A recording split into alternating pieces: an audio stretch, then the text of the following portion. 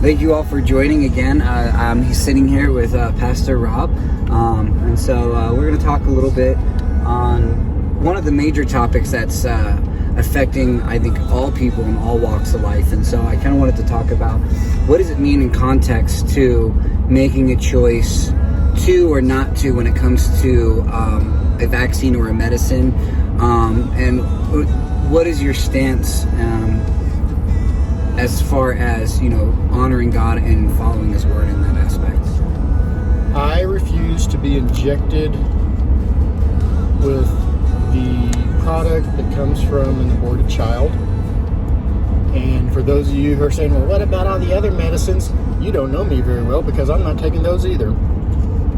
Okay, so... And in the past, yes, I have been vaccinated, but I've grown up since then, and I now know what's in all these vaccinations. 2, it's not the government's job to tell me what to do.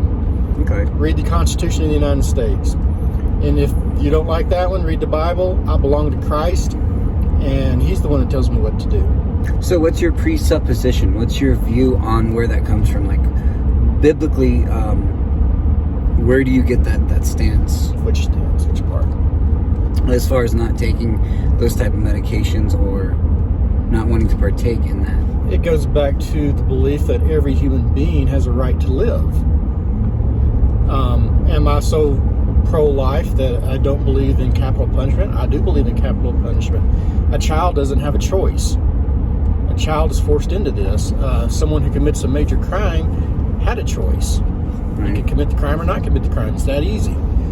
But I do not want to take part with murdering children.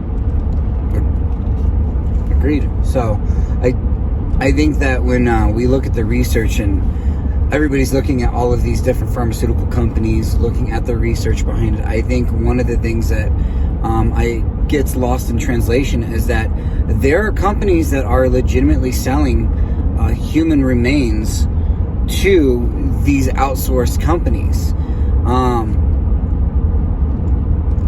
You can call that the deep state, you can call it whatever you want to call it, but there's definitely a demonic aspect and drive to it. I'm not going to get into that too much, because again, that's, we can talk spiritual warfare and we can talk cults and things like that, but I don't want to go down that rabbit hole. Well, think about it also like this. Whenever they want to murder the child, it's a clump of cells. Mm-hmm. Whenever they want to sell the remains of said child, it is